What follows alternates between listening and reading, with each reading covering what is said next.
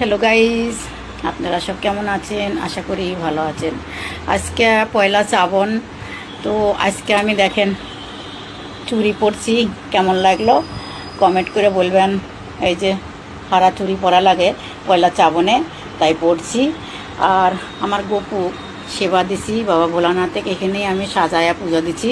আজকে আমি মন্দিরে যাই নাই, কে টাইম হলো না, তার জন্য যাই নাই, কে ঘরেই আমি পূজা করছি।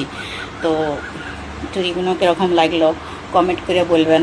দেখেন, এই দেখেন আমার গপু সেবা করছে, বাবা ভোলানাথ আছে এই জায়গা, এই যে, আর সব রাধাকৃষ্ণ সবাই সেবা করছে।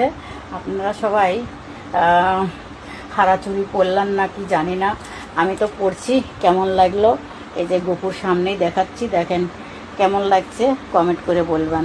এই যে দেখেন একই হাতে পরছি, কালকে ভালো